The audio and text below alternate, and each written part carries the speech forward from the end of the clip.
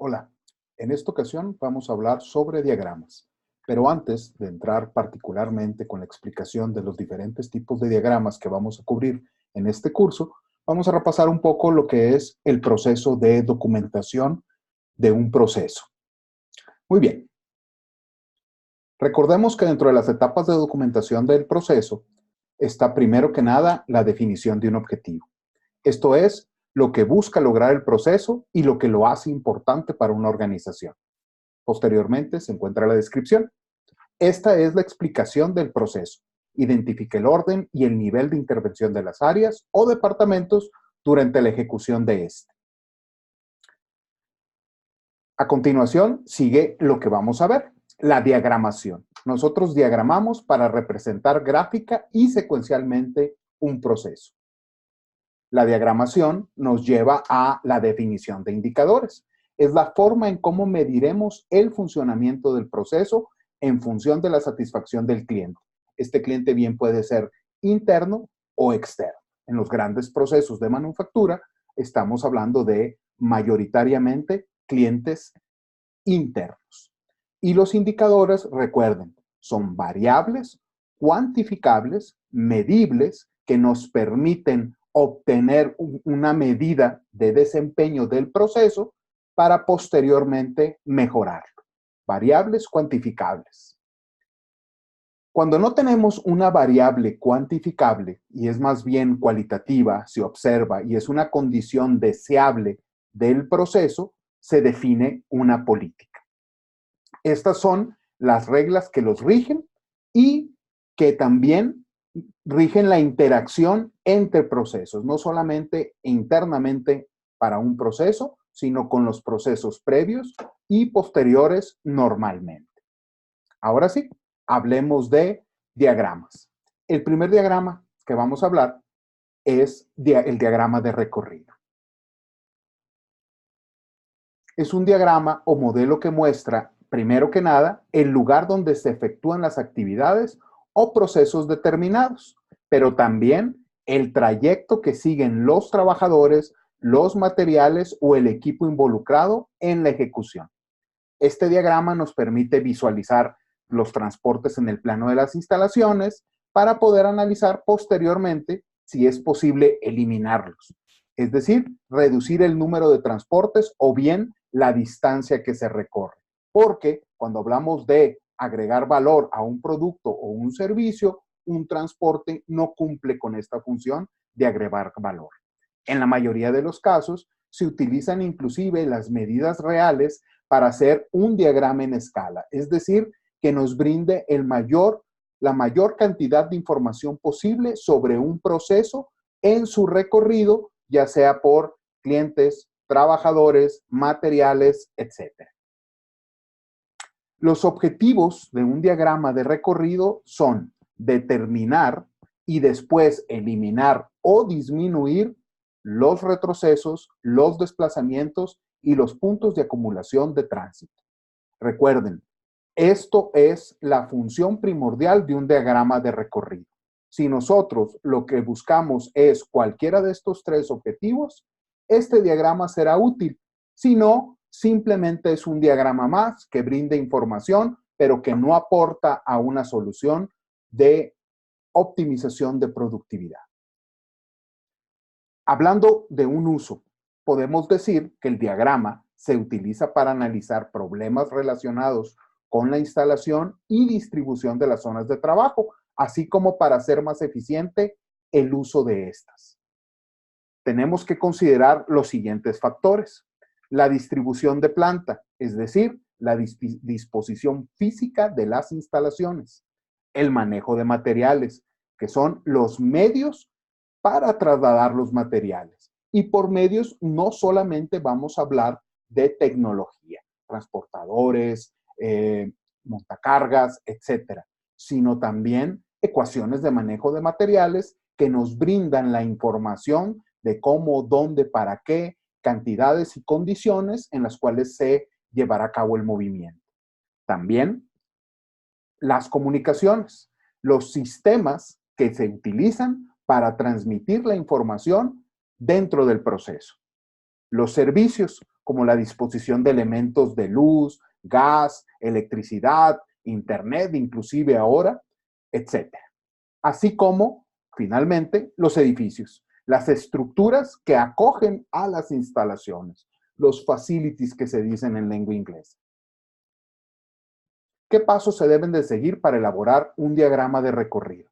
Primero, es necesario trazar un bosquejo de la ubicación de las áreas. Es importante considerar que en un diagrama de recorrido, quizás en un solo dibujo no vamos a realizar todo el diagrama completo. Vamos a iniciar primero por bosquejar y ese bosquejo a lo mejor borraremos sobre él y lo modificaremos antes de llegar a la versión final de nuestro diagrama. Pero sí, el primer paso es trazar un bosquejo. Después, identificar procesos, actividades y transportes. Siempre realiza una lista y asigna un número de proceso a cada una de las actividades. Definir las direcciones de traslado. En el caso de que el movimiento regrese sobre la misma ruta o se repita en la misma dirección, es necesario que se utilicen líneas separadas para cada desplazamiento. Es importante tomar en cuenta que debemos y podemos utilizar varios colores que nos representen cambio y que nos den una información sencilla de identificar. Nunca olvidar agregar nomenclatura, simbología, encabezado del diagrama, nombre del proceso, planta, etc. Es decir, no solamente tirar un dibujo, sino que ese dibujo nos ubique dentro de qué parte de la organización, qué parte del proceso estamos analizando. Este es un diagrama de recorrido, un ejemplo de un diagrama de recorrido. Si se dan cuenta, en realidad es sencillo. De pronto, las explicaciones hacen aparentar que los diagramas van a ser más complejos de lo que en realidad son. Pero si se dan cuenta, aquí es bien importante la identificación de el flujo a través del color verde. Fíjense cómo el proceso inicia en este área 1, ¿verdad? Que es el área de máquinas de coser, ¿verdad? Donde la materia prima viene de almacén, pasa al área de coser cinto, de coser trabilla, coser punta, ¿verdad? Una vez que se realiza eso, se transporta, ¿verdad? Hacia una segunda área, ¿verdad? Donde se llevan a cabo los siguientes pasos, ¿verdad? El paso 5, 6, 7, 8, 9, el área perforadora, el área para poner anillos y grapas, ¿verdad? Mientras que, por otro lado, hay otro proceso, ¿verdad? Si se dan cuenta, hay diferentes procesos llevándose a cabo, uno marcado con color azul, otro marcado con color verde y otro marcado con color morado o violeta por ahí, ¿verdad? Y están representadas las diferentes áreas y las diferentes secuencias.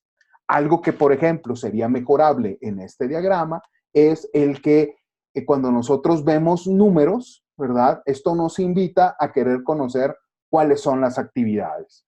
Quizás el diseñador de este proceso lo hizo de esta forma para no brindar más información de la necesaria. Es decir, para no desviarnos del objetivo de conocer, en este caso, el proceso de una manera general.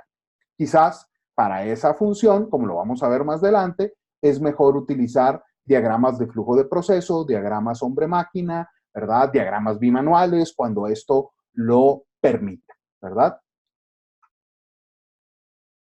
Continuando con la presentación, este sería otro tipo de diagrama. Y si se dan cuenta, fíjense cómo no solamente está representado un flujo, ¿verdad? Sino áreas, ¿verdad? Entonces, esto sería lo que es un diagrama de recorrido.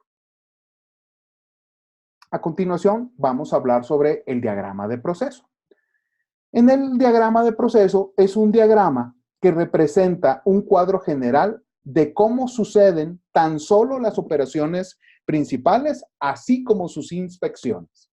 En este pequeño ejemplo que tenemos aquí a la derecha de nuestra pantalla, nos damos cuenta que son diferentes operaciones y a primera vista podemos identificar que existen tres diferentes flujos de subproductos o productos que se pueden ir ensamblando uno con otro, ¿sí? Tenemos el cuerpo, ¿verdad? La aleta y la tapa, ¿verdad? Y la secuencia de números nos indica también la secuencia de operaciones. Si se dan cuenta, al cuerpo de este producto, se le hace un trazado, se le hace un corte sobre ese trazo, se sella. Posteriormente, a la aleta también se le hace un trazado, se hace un corte sobre ese trazo, se estampa, se le agrega un material vivo, se pega este material y después toda esta operación que se ha realizado sobre el material aleta se ensambla o se une, ¿verdad? Junto con el material cuerpo.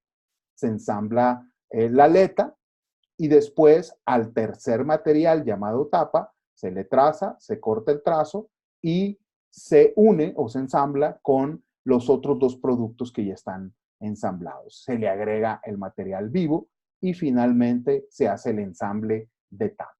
Aquí no hubo ninguna inspección, solamente hubo operaciones. Quizás estamos hablando de un proceso que ya está optimizado y ya las inspecciones no fueron necesarias. ¿Qué ventajas y características tiene este diagrama? Primero, permite visualizar de manera general un proceso, su secuencia, su flujo. Solo se incluyen las operaciones principales, así como las inspecciones efectuadas para comprobar su resultado.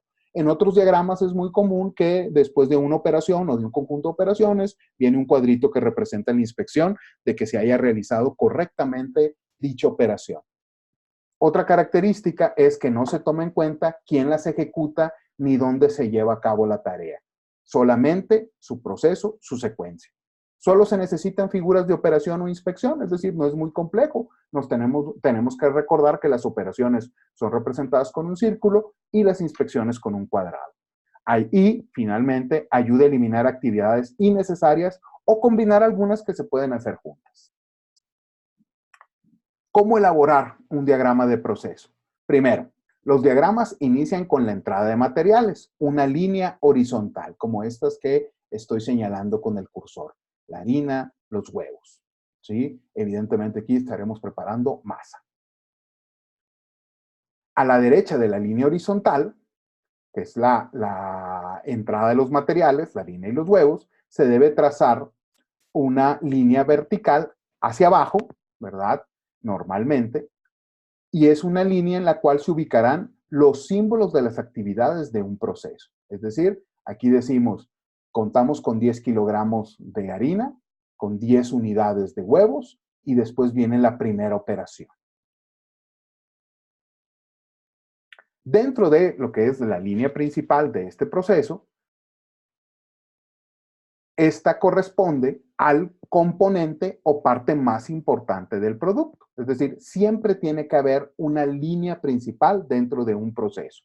¿Sí? Puede haber la materia prima 1, 2 o 3, y aquí, por ejemplo, en rojo, nos damos cuenta que esta es la línea principal.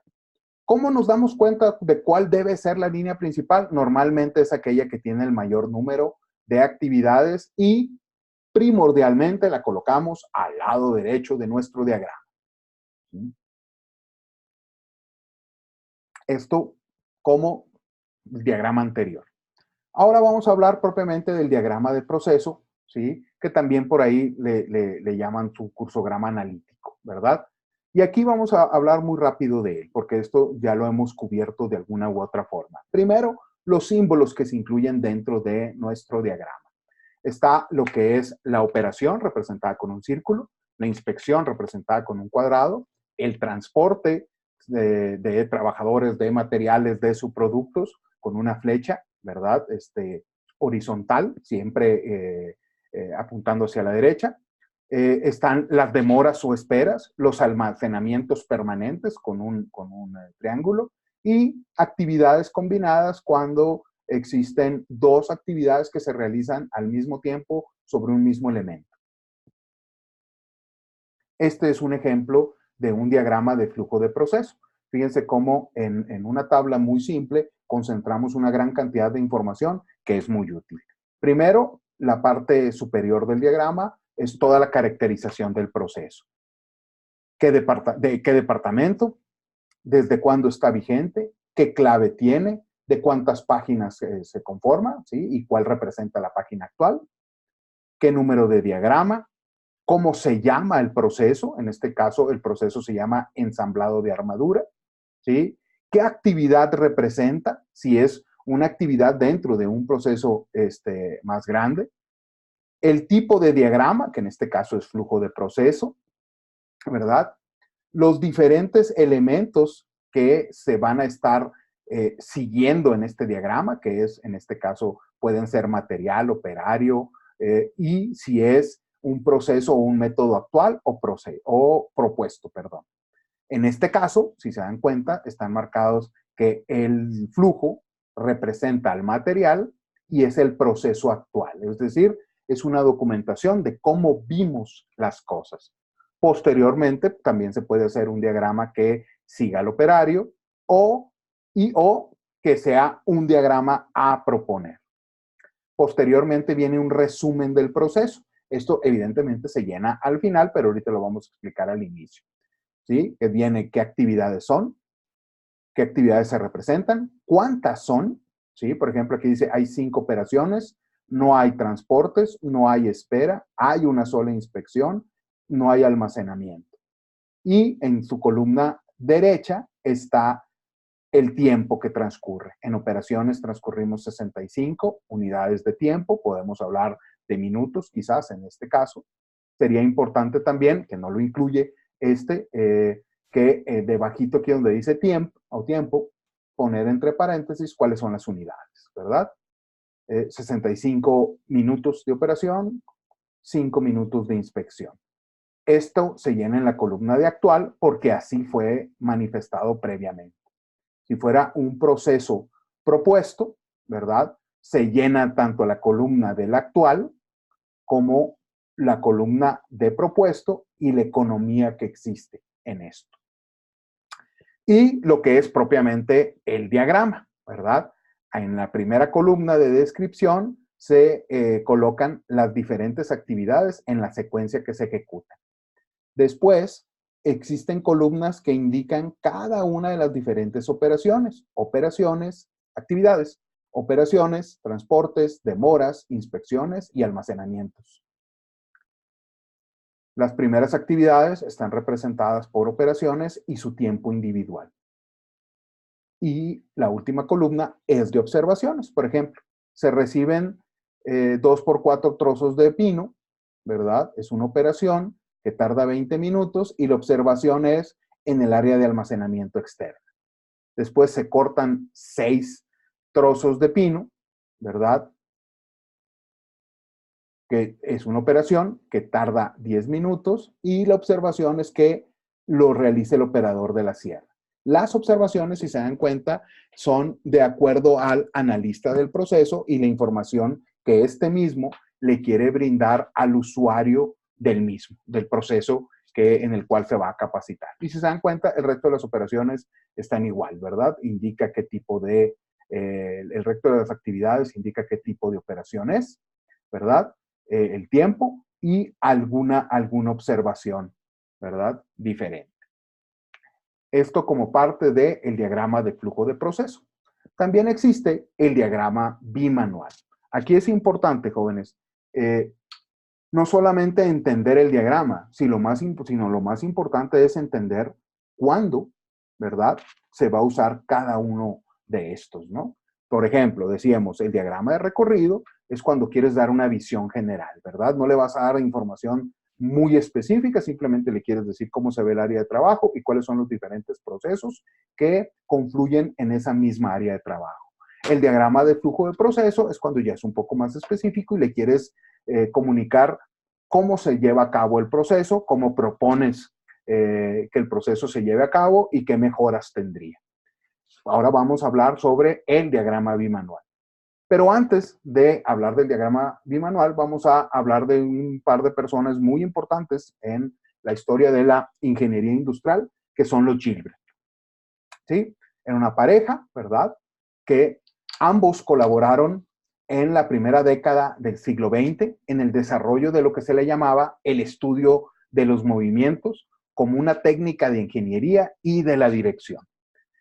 Estos señores, estamos hablando de los años 1901 al 1910, ¿verdad?, donde los procesos se realizaban como tradicionalmente se venían haciendo. No se analizaban, no se estudiaban los procesos. Estos señores fueron de las primeras personas que dijeron, hagamos algo en ese sentido, ¿verdad? Asimismo, fueron pioneros en el uso de los filmes de movimientos para el estudio de los obreros y sus tareas. Entre las muchas de sus aportaciones destacan contribuciones en las áreas de asistencia a los minusválidos, estudios de concesiones por fatiga, la organización del hogar y asuntos similares. Yo soy un creyente, jóvenes, de que cuando nosotros aprendemos este tipo de herramientas, si no somos capaces de hacerlos para obtener un beneficio nosotros mismos, no entiendo por qué seríamos capaces de hacerlo para el beneficio de una organización. Con lo que quiero cerrar este comentario es diciendo, si nosotros no le damos importancia en nuestra vida propia, es muy difícil que le vayamos a dar importancia en la vida organizacional, ¿verdad? Entonces, hablar de la aplicación del conocimiento en áreas que de pronto para nosotros no son directamente identificables, eso es lo que nos vuelve más valiosos porque somos capaces de transmitir dónde más podemos aplicar este conocimiento. Cuando hablamos de la asistencia a minusválidos o la organización de un hogar, es como decir, oye, esto es tan valioso que no solamente lo voy a aplicar en la industria, también lo voy a aplicar en mi vida personal. Pero bueno, veamos qué más. El diagrama bimanual, fíjense, es la mejor herramienta de registro escrita que tiene el estudio del operario. Y ahorita se van a identificar por qué se habla de la mejor herramienta. Identifica los patrones de movimiento ineficientes y se puede observar con facilidad las violaciones de los principios de economía de movimientos. Hacer más cosas de las necesarias. Presenta los movimientos y pausas realizadas por ambas manos. Si se dan cuenta, aquí no vamos a hablar de grandes operaciones, sino de operaciones muy específicas donde ya los movimientos son a nivel de manos, ¿verdad? Vamos a plantear una actividad donde ustedes van a aplicar cada uno de estos manuales para un proceso general y todos este tipo de diagramas, dije manuales, pero en realidad son diagramas, este tipo de diagramas van a ser útiles y lo importante es que su competencia como ingenieros, no solamente ingenieros industriales, sino ingenieros mecánicos, ingenieros en innovación y desarrollo, ingenieros en diseño automotriz, ¿verdad? Se van a representar en cómo ustedes usaron cada uno del tipo de diagramas para representar una operación específica. Presenta los movimientos y pausas realizadas por ambas manos. Utiliza solo 8 divisiones básicas en la ejecución de una operación. Y a esto los Gilbreth les llamaron Therblinks, a estos 8 divisiones básicas o tipo de operaciones o clase de operaciones. Si se dan cuenta, Therblinks no es otra cosa que Gilbreth al revés, ¿verdad? Como cultura general. Los símbolos siguen siendo muy parecidos, ¿verdad? Operaciones, transportes, demoras, sostenimientos. En este caso no es almacenamiento, es sostenimiento, es sujetar una pieza, ¿verdad? Los 8 movimientos, ¿verdad? De los que hablaban los Gilbreth son alcanzar. Su símbolo es AL y su descripción es el movimiento con la mano vacía desde y hacia el objeto. Es decir, vamos por el objeto o retiramos la mano del objeto. A eso mismo se le llama alcanzar. Cuando yo muevo mi mano, por ejemplo, aquí quizás no lo ven, no, de hecho no lo ven, pero yo estoy yendo por el estuche de mis lentes, lo tomo, ¿verdad? Entonces fui por él. Si lo coloco de nuevo, es alcanzar y luego, ¿verdad? Aquí fue alcanzar. Lo dejé y moví mi mano de nuevo. Mover es cuando tienes la mano llena, es decir, cuando tengo la mano ocupada. Eso es mover. Alcanzar es la mano vacía. Cuando tú mueves la mano con un producto, es mover.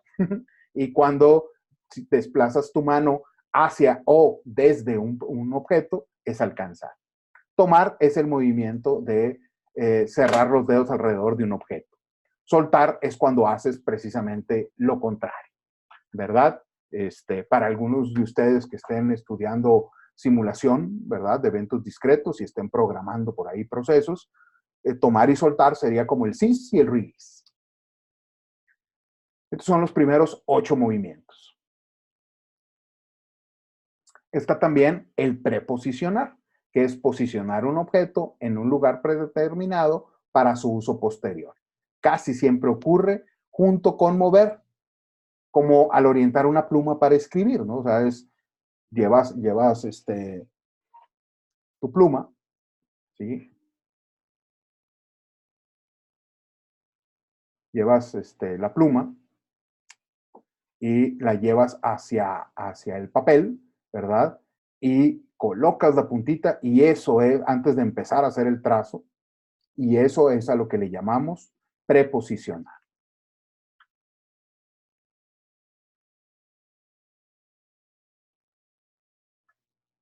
Usar es manipular la herramienta, al usarla para lo que fue hecha, se detecta con facilidad al hacer un avance en el trabajo. Ensamblar es unir dos partes que van juntas, suele ir precedido por posicionar o mover y seguido por soltar. Y desensamblar es lo opuesto al ensamble, es separar las piezas, ¿no? De hecho, dentro de la actividad vamos a trabajar con Legos y va a ser muy fácil esto de identificar lo que es el ensamble y el desensamble. Por eso me fui un poquito más rápido, ¿verdad? Es muy importante que nosotros hacemos un estudio o un diagrama bimanual cuando nosotros lo que queremos es identificar operaciones no efectivas, ¿sí? Hay esos 8 que vimos nosotros son los 8 que son considerados como, digámoslo así, los buenos Ferblix. Pero también hay otros que son Ferblix y que no están dentro de este listado inicial de 8 y son a los que se les llaman no efectivos. Por ejemplo, cuando identificamos un buscar, ¿sí? Ojos o manos que deben de encontrar un objeto. Inicia cuando los ojos se mueven para localizar el objeto, ¿sí? Les diría, jóvenes, el ejemplo de las llaves, ¿no? Donde dejé las condenadas llaves, ¿verdad? Y volteo para todos lados. Eso es buscar.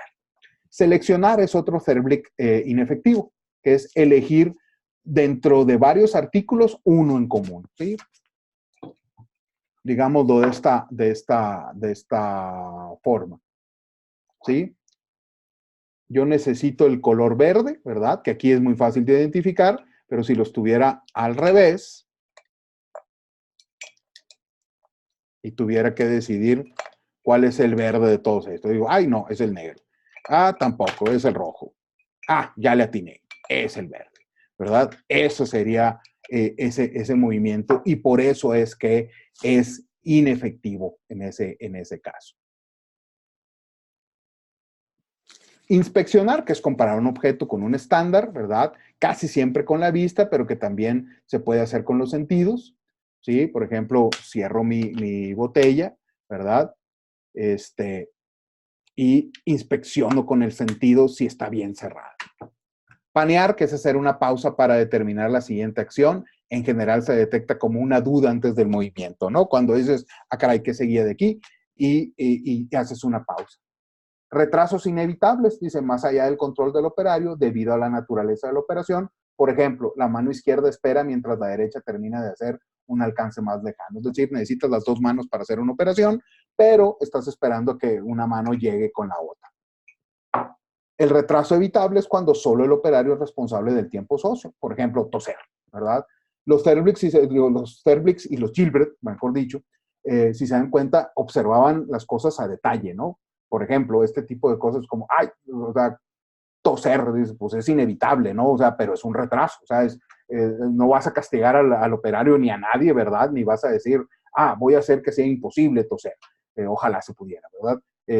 Pero los tenemos que considerar para decir, esas demoras, desgraciadamente, no las puedes evitar. Y cuando es muy común, por ejemplo, cuando el ambiente hace que estés tosiendo o estornudando, entonces podría ser que esté dentro de lo que se le llama un retraso evitable, ¿verdad? Buscando opciones para eso. Está también el descanso para contrarrestar la fatiga, ¿verdad? Que aparece en forma periódica, no en todos los ciclos, depende de la carga del trabajo físico. Y por último, sostener. Una mano que tiene un objeto mientras la otra realiza un trabajo provechoso. Es decir, tienes una mano ocupada y la otra la tienes realizando una actividad. Y este es un ejemplo de cómo se vería un diagrama bimanual. La parte de arriba, como en el diagrama de flujo de proceso, ¿verdad? Nos da información acerca de el proceso en general. ¿Qué operación estás analizando? ¿Qué parte es? Nombre y número del operador, ¿verdad? Fíjense cómo está en clave, ¿verdad? El analista del proceso, en este caso podríamos decir que somos nosotros.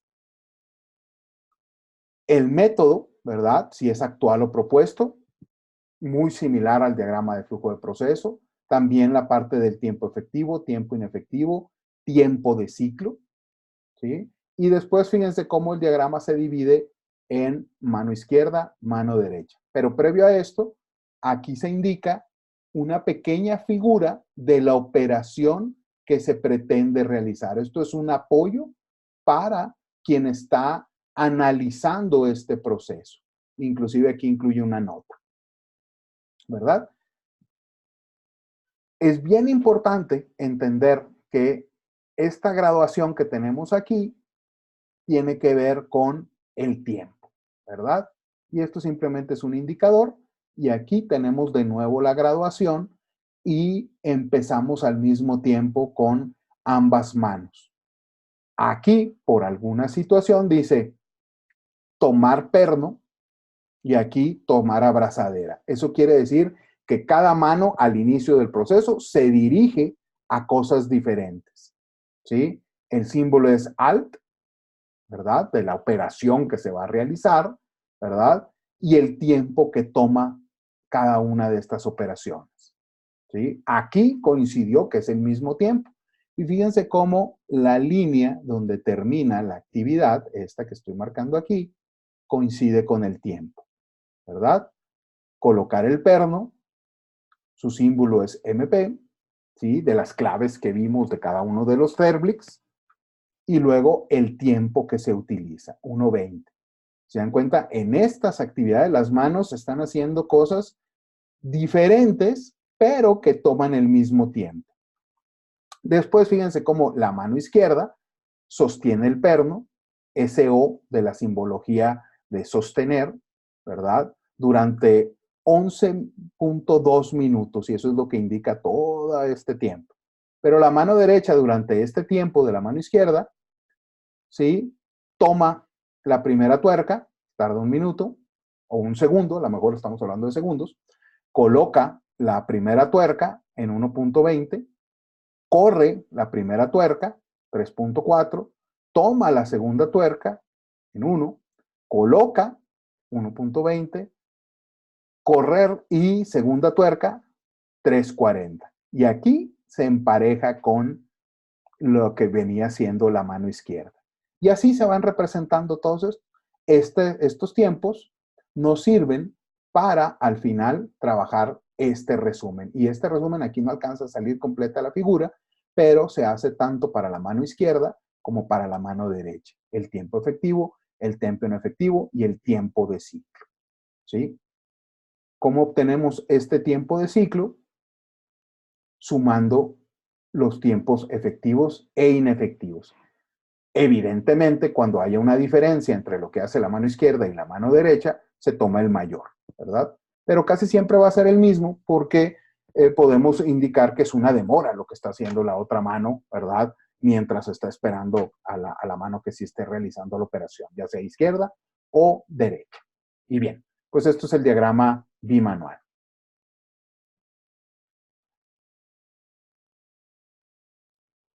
Hicimos una explicación un poquito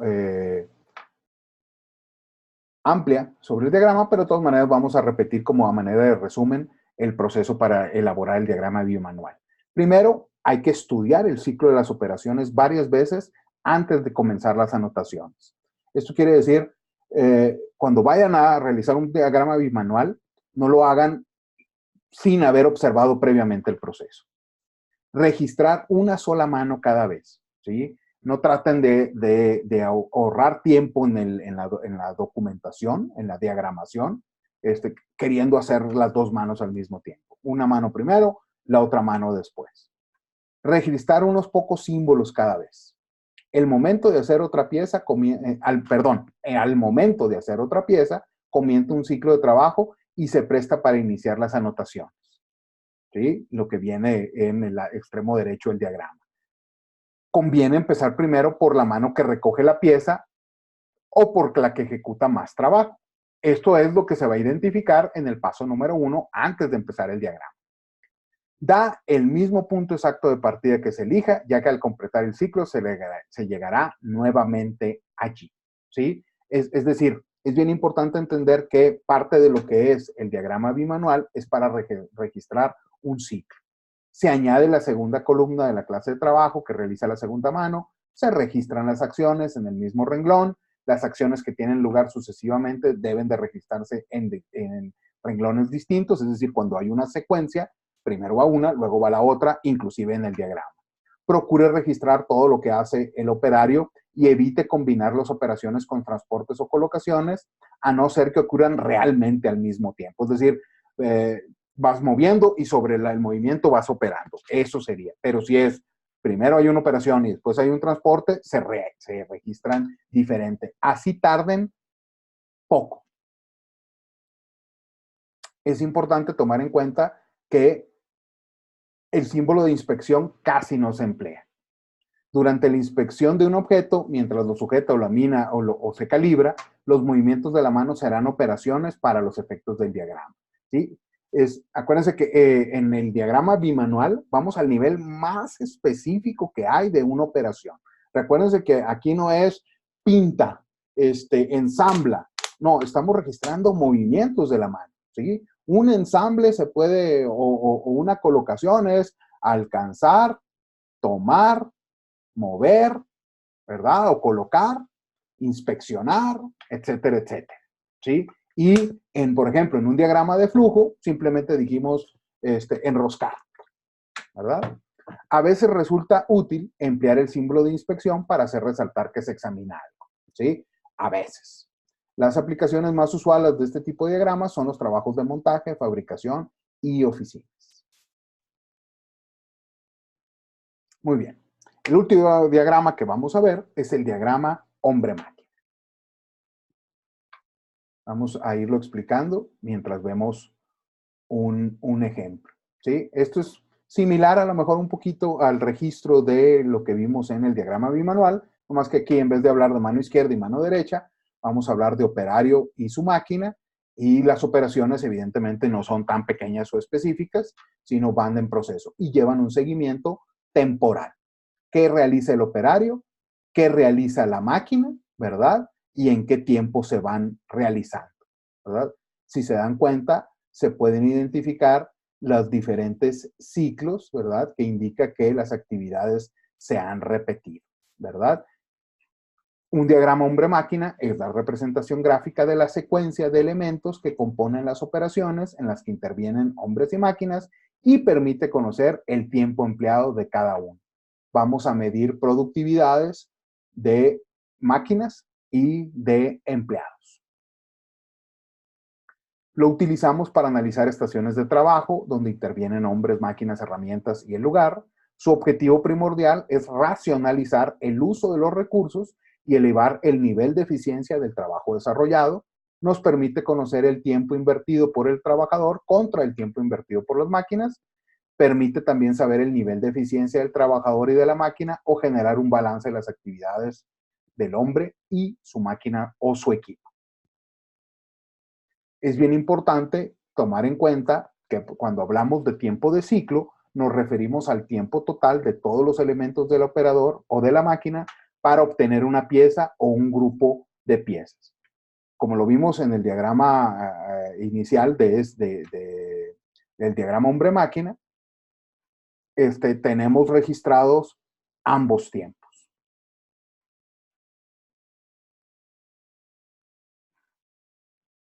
El tiempo de ciclo será el tiempo que tarda la secuencia de actividades antes de repetirse de nuevo. Por ejemplo, aquí hay una actividad que se llama sacar pieza, la realiza el operario, se tarda 5 unidades de tiempo, digamos segundos, coloca la pieza y acciona en 10 segundos, Luego hay un tiempo muerto tanto de la máquina como de el operario. Y a todo eso le llamamos un ciclo, ¿sí?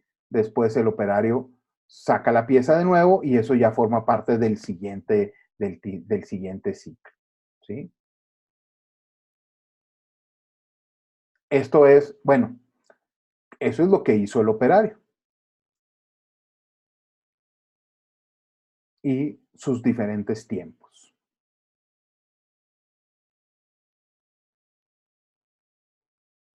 Es muy importante considerar los porcentajes de utilización, el tiempo productivo de la máquina, el tiempo improductivo del operador, el tiempo improductivo de la máquina, el ciclo total del operario en las actividades de preparar, hacer y retirar, el ciclo total de la máquina en preparar, hacer y retirar.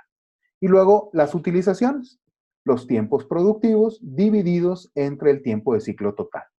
Lo mismo para la máquina, el tiempo productivo, es decir, cuando no están esperando. En el caso del ejemplo que estábamos viendo, tenemos un porcentaje de utilización del operador del 45%, mientras que la máquina es del 100%. Esta sería la conclusión de cómo y para qué utilizamos el diagrama hombre-máquina. Pues bien, con esto finalizamos los diferentes diagramas que vamos a estar trabajando, ¿verdad? Esta es una revisión muy rápida y conceptual. El objetivo de este video es brindarles información misma que para generar aprendizaje será complementado con una actividad, ¿verdad? Que vamos a explicar a detalle en clase y que el objeto también de este video es que tengan ustedes este material para repasar. Lo vamos a complementar con otros videos, ¿verdad? Con ejemplos bien específicos de cada uno de estos diagramas para aclarar más a detalle esto. Y después, pues ya vendrá propiamente lo que les llamaba la actividad, que va a ser el ensamble de un modelo Lego.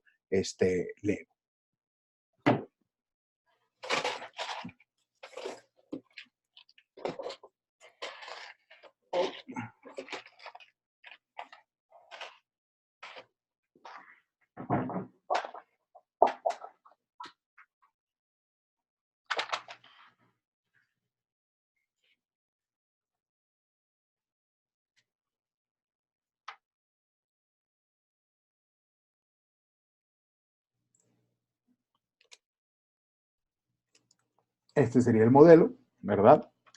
Y estas serían las piezas que vamos a estar ensamblando, ¿verdad? Vamos a seguir las secuencias de operación que vienen en este manual y lo que se les pide en la actividad es, pensando que este fuera un proceso industrial real, ¿cuándo utilizaríamos cada tipo de diagrama? Y créanme, todos los diagramas que vimos en esta sesión se pueden y se deben de utilizar en el proceso de fabricación de ese producto, que a lo mejor es un poquito ficticio, pero que es útil. Pues muy bien, pues muchas gracias y hasta el próximo video.